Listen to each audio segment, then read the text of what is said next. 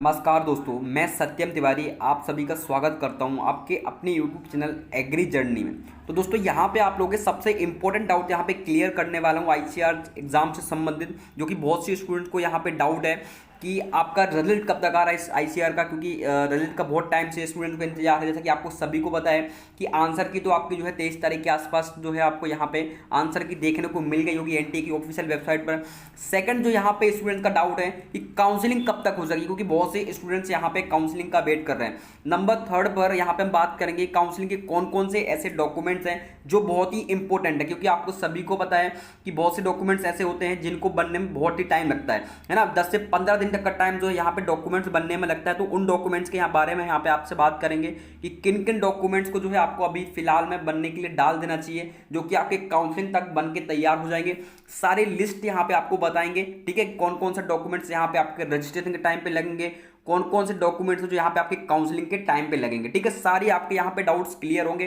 तो जो भी लोग चैनल पर नए आए हो सभी लोगों से रिक्वेस्ट है कि चैनल को जरूर एक बार सब्सक्राइब कर दें और पास में बेल आइकन है उसको भी ऑन कर लें, ताकि आने वाली आईसीआर से रिलेटेड या एग्रीकल्चर से रिलेटेड आपको सारी जानकारी जो है इस चैनल पर मिलती रहे। और वीडियो को जरूर लाइक कर देना, ठीक है। चलिए फिर स्टार्ट करते हैं। तो यहाँ पे सबसे पहले जो डाउट है स्टूडेंट्स का कि आईसीआर का रिजल्ट कब आएगा, तो यहाँ पे आप देख सकते हो जो आपका रिजल्ट है वो 12 से आपका यहाँ पे 15 अक्टूबर के आसपास जो है आपका रिजल्ट आ सकता है। 12 से 15 अक्टूबर के आसपास, है ना। यहाँ पे रिजल्ट थोड़ा सा लेट हो सकता है, बस आपका जो है 12 से 15 अक्टूबर को जो है आईसीआर की जो ऑफिशियल वेबसाइट है, जो एनटीए की ऑफिशियल वेबसाइट है, उस पर आपको जो है रिजल्ट देखने को मिल जाएगा। तो आपका 12 से 15 अक्टूबर के आसपास जो है रिजल्ट आ सकता है आईसीआर का, है ना। उसमें साथ में आपकी जो है स्कोर कार्ड बहुत इंपॉर्टेंट है, आपको यहाँ पे डॉक्यूमेंट्स में बताने वाला हूँ कौन कौन से लगने वाले हैं, ठीक है, कि जिनको आपको यहाँ पे सेफ रखना है। सेकंड यहाँ पे डाउट है कि आपकी आईसीआर की काउंसलिंग कब हो सकती है, तो यहाँ पे आपकी रिजल्ट के, याद रखिए, रिजल्ट के 2 वीक के बाद यहाँ पे जो है आपकी काउंसलिंग स्टार्ट हो जाती है। जबकि आपका रिजल्ट आएगा 12 से 15 अक्टूबर के बाद, उसके आप ये मान के चलिए 14 से 15 दिन के बाद यहाँ पे आपकी काउंसलिंग, या 20 दिन के बाद आपकी काउंसलिंग स्टार्ट हो जाती है। तो यहाँ पे काउंसलिंग स्टार्ट होने में जो टाइम लगेगा वो 2 वीक से मतलब बाद में आपकी जो है काउंसलिंग स्टार्ट होती है। हमेशा ही ऐसा होता आ रहा है कि रिजल्ट के 2 से 3 वीक के बाद यहाँ पे क्या होती है, काउंसलिंग स्टार्ट होती है। तो यहाँ पे आपको याद रखना है आपकी काउंसलिंग जो है 2 से 3 वीक के बाद हो सकती है, ठीक है। बाकी रिजल्ट आपका 12 से 15 अक्टूबर के आसपास जो है एनटीए की आपको ऑफिशियल वेबसाइट पर देखने को मिल जाएगा, ठीक है।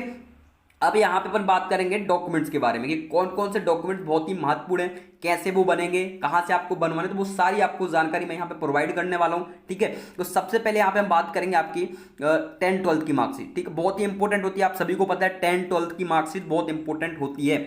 तो ये आपकी जो है 10th और 12th दोनों की मार्कशीट की यहाँ पे फोटो कॉपी लगेगी और ओरिजिनल भी यहाँ पे लगेगी। तो यहाँ पे इंपॉर्टेंट है 10th-12th की मार्कशीट, ठीक है, ये सभी के पास होगी। सेकंड नंबर पर बहुत इंपॉर्टेंट होता है माइग्रेशन सर्टिफिकेट। आप सभी ने ये माइग्रेशन सर्टिफिकेट देखा होगा, ये कॉलेज में एडमिशन के टाइम बहुत महत्वपूर्ण होता है। अगर ये आपके पास नहीं होता है तो एडमिशन में फिर प्रॉब्लम आती है, इसलिए आपके पास ये माइग्रेशन सर्टिफिकेट जो है होना बहुत ही जरूरी है। 10th-12th में आपको माइग्रेशन सर्टिफिकेट मिला होगा तो ये बहुत इंपॉर्टेंट है, ठीक है। सेकंड आपका ये महत्वपूर्ण डॉक्यूमेंट्स है, याद रखिएगा, जिनका ये थोड़ा ग्रीन कलर का होता है अधिकतर स्टूडेंट्स का आपने देखा होगा, ये अभी फिलहाल में यहाँ पे फोटो कॉपी है, ठीक है।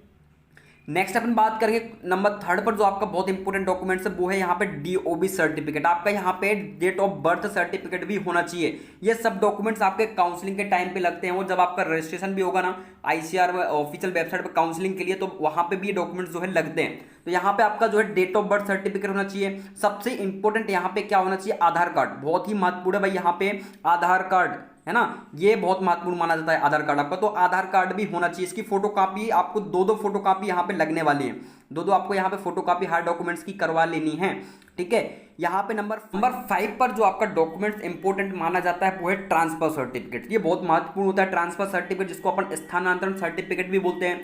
तो ये वहां से आप जहां से भी आपने जो है यहाँ पे आप देख सकते हो उस पर साला छोड़ने का प्रमाण पत्र, मतलब जहां से भी आपने डिग्री वगैरह से आपके पीएचडी या जो पीजी स्टूडेंट्स हैं जिनने भी जहां से यूजी प्रोग्राम्स के जहां से डिग्री प्राप्त की होगी, वहां से आपको जो है ये आपका स्थानांतरण प्रमाण पत्र मिलेगा, है ना। जहां से आपने 10th-12th की होगी वहां से आपको ये जो है सर्टिफिकेट आपका मिलता है। तो ये बहुत इंपॉर्टेंट है, ठीक है, इसको ट्रांसफर सर्टिफिकेट बोलते हैं। नंबर 5 पर यहाँ पे बात करेंगे कैरेक्टर सर्टिफिकेट। ये बहुत इंपॉर्टेंट होता है भाई कैरेक्टर सर्टिफिकेट। ये जो है आपका कहां से बनता है, देखिए आप कुछ इस टाइप से आपका कैरेक्टर सर्टिफिकेट होता है।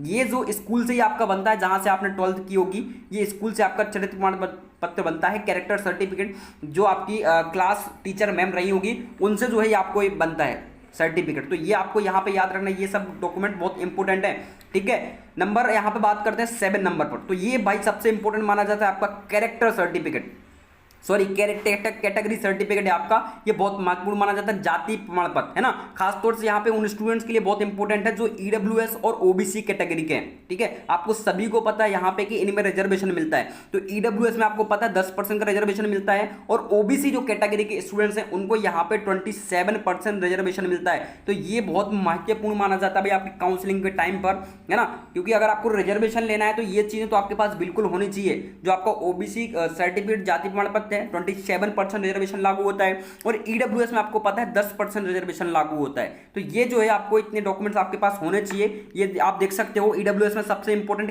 क्वेरीज क्या होती हैं कि ये 1 साल के लिए वैलिड होता है आपका, जो 1 साल के लिए ये जो है जो आपका ईडब्ल्यूएस सर्टिफिकेट होता है 1 साल के लिए वैलिड माना जाता है, इसलिए इसको हर साल रिन्यू करवाना पड़ता है। तो इसको जो है जिनका भी पुराना हो वो यहाँ पे इसको रिन्यू करवा लें, ठीक है। ये बहुत इंपॉर्टेंट आपका गैप जो है सर्टिफिकेट है, याद रखना। कुछ इस टाइप से होता है, आपको दिख रहा होगा तहसील से बनता है आपका, है ना, आसपास जो आपका लोक सेवा केंद्र या तहसील वगैरह होगा वहां से आपका ये सर्टिफिकेट बन जाता है, बहुत इंपॉर्टेंट है, ठीक है। यहाँ पे हम बात करेंगे आपके नंबर 8 पर, तो नंबर 8 पर जो आपका यहाँ पे दिया हुआ है वो है कंफर्मेशन कार्ड, बहुत इंपॉर्टेंट है। इसके बिना एडमिशन संभव नहीं है किसी भी यूनिवर्सिटी में, बहुत इंपॉर्टेंट है। कंफर्मेशन कार्ड के बिना किसी भी यूनिवर्सिटी में एडमिशन संभव नहीं है, याद रखिएगा। तो कंफर्मेशन कार्ड आपके पास सभी के पास होना चाहिए, है ना। नंबर 9 पर जो आपका डॉक्यूमेंट्स है वो है यहाँ पे आप देख सकते हो एडमिट कार्ड और रैंक कार्ड और स्कोर कार्ड। देखिए अभी एडमिट कार्ड तो आपके सभी के पास होगा, एडमिट कार्ड आप सभी के पास होगा, तो इसको संभाल के रखिएगा, बहुत इंपॉर्टेंट है, ठीक है। बाकी अभी स्कोर कार्ड आपका आया है नहीं, रैंक कार्ड भी अभी आपका आया है नहीं, बट इनकी आपको 2-2 फोटोकॉपी जब आ जाएगा तो आपकी इसकी 2-2 फोटोकॉपी आपको निकलवा लेनी है, और इनकी बहुत इंपॉर्टेंट है दोनों फोटोकॉपी, खासकर यहाँ पे स्कोर कार्ड की और रैंक कार्ड की, ठीक है। ये काउंसलिंग के टाइम पर बहुत महत्वपूर्ण माने जाते हैं, एडमिट कार्ड, स्कोर कार्ड और रैंक कार्ड। तो इन डॉक्यूमेंट्स को आपको संभाल के रखना है, क्योंकि फिर जो है ये वेबसाइट बंद हो जाती है, कहीं निकलता भी नहीं है तो फिर प्रॉब्लम आती है, ठीक है। तो ये चीजें अपने पास होनी चाहिए। नंबर 10 की अगर हम डॉक्यूमेंट्स की आपके बात करें तो डोमिसाइल सर्टिफिकेट, ये बहुत इंपॉर्टेंट है आपका डोमिसाइल, है ना। ये कब काम आता है, जब आपकी आईसीआर से स्कॉलरशिप आती है ना, अगर आपका डोमिसाइल सर्टिफिकेट नहीं है तो फिर आपको स्कॉलरशिप में प्रॉब्लम आती है। इसलिए जो है यहाँ पे डोमिसाइल सर्टिफिकेट बहुत महत्वपूर्ण है। आपका स्थायी निवास प्रमाण पत्र आप सभी ने सुना होगा, आपको दिख रहा होगा यहाँ पे स्थायी निवास प्रमाण पत्र, है ना। तो डोमिसाइल सर्टिफिकेट बहुत इंपॉर्टेंट है। जो ये आईसीआर से जो आपकी स्कॉलरशिप वगैरह आती है वो डोमिसाइल सर्टिफिकेट के माध्यम से ही आपकी स्कॉलरशिप आती है। बाकी नहीं, तो अगर आपका डोमिसाइल सर्टिफिकेट नहीं होगा तो आपको एडमिशन नहीं दिया जाएगा। बाकी आपको सभी को पता है कि अगर आप कोई स्टूडेंट्स अगर यहाँ पे एमपी से बिलोंग करता है और उसको अगर यूपी की किसी यूनिवर्सिटी में एडमिशन मिलता है तो उसको यहाँ पे स्कॉलरशिप मिलती है, तो याद रखिएगा, ठीक है। तो इसलिए यहाँ पे डोमिसाइल सर्टिफिकेट बहुत ही मान्य इंपॉर्टेंट माना जाता है। लेकिन आपको यहाँ पे एक चीज़ और पता होनी चाहिए कि अगर कोई एमपी का स्टूडेंट्स है और उसको आईसीआर क्रैक किया और एमपी का ही उसको कॉलेज मिल गया तो फिर उसको यहाँ पे स्कॉलरशिप नहीं मिलती है। तो ये क्यूरीज आपको याद रखनी है, बहुत इंपॉर्टेंट है, ठीक है। ये डॉक्यूमेंट्स भी सभी आपको लिख लेने और इनकी फोटोकॉपी करा लेनी है। डोमिसाइल सर्टिफिकेट अगर नहीं बना हो तो बनवा लीजिएगा, ठीक है। यहाँ पे हम बात करेंगे नंबर 11 पे, तो नंबर 11 पे सबसे इंपॉर्टेंट है आपका इनकम सर्टिफिकेट, यानी आय प्रमाण पत्र जो है बहुत महत्वपूर्ण माना जाता है। या आपके पिताजी का हो या आपका हो, सबसे इंपॉर्टेंट है इनकम सर्टिफिकेट, ठीक है। तो इसको भी आपको यहाँ पे बनवा लेना है, इसकी फोटोकॉपी कर लेनी है।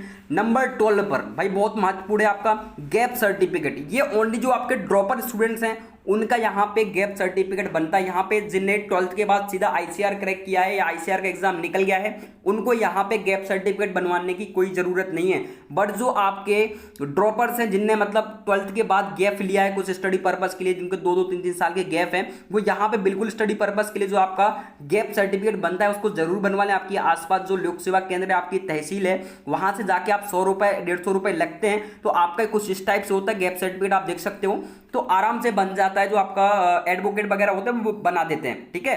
कि आप यहाँ पर बस आपको ये लिखना होता है कि आपका गैप कितने साल का रहा है, 17, 18, 19, कितने 2 से 3 साल 4 साल कितने साल का गैप रहा है वो आपको उनको यहाँ पे मेंशन करना होता है। तो ये चीजें बस आपको पता होनी चाहिए, आपका गैप सर्टिफिकेट बन जाता है, ठीक है।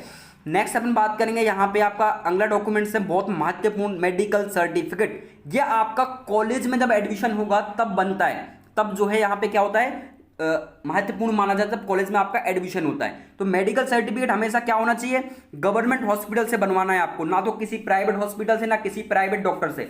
आपको यहाँ पे medical certificate only for government जो है आपका हॉस्पिटल से आपको यहाँ पे बनवाना है, और गवर्नमेंट डॉक्टर से बनवाना है। जहां तक हो गवर्नमेंट डॉक्टर से यहाँ पे आपको उसके सील सिग्नेचर होने चाहिए, ठीक है।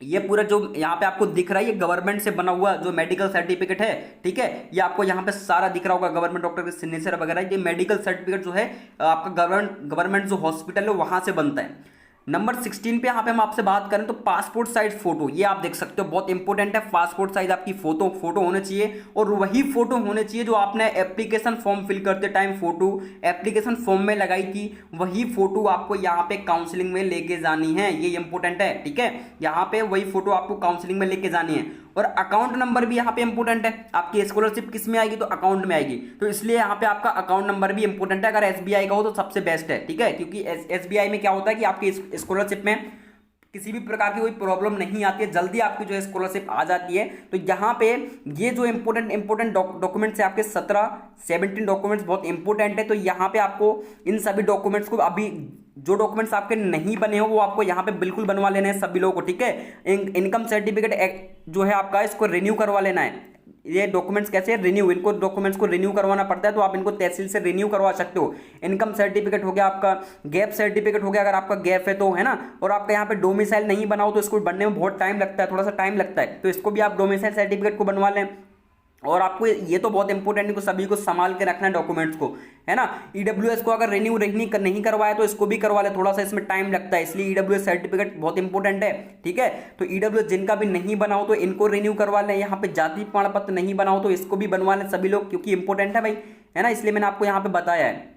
बाकी आपका गैप, ये जो कैरेक्टर सर्टिफिकेट है ये तो नॉर्मली बन जाता है, ठीक है। और टीसी वगैरह भी आपकी नॉर्मली मिल जाती है। तो ये यहाँ पे इंपॉर्टेंट जो आपके डॉक्यूमेंट्स हैं ये मैंने आपको बता दिए। इनको आप जरूर, इनकी 2 से 3 फोटो कापी आप जरूर निकलवा लें, क्योंकि इंपॉर्टेंट है। और बिल्कुल इनके आप काउंसलिंग को तैयारी में रहें। आपकी काउंसलिंग जो है रिजल्ट के जस्ट बाद ही, आपके 2 से 3 वीक के बाद आपकी यहाँ पे काउंसलिंग जो है स्टार्ट हो जाएगी।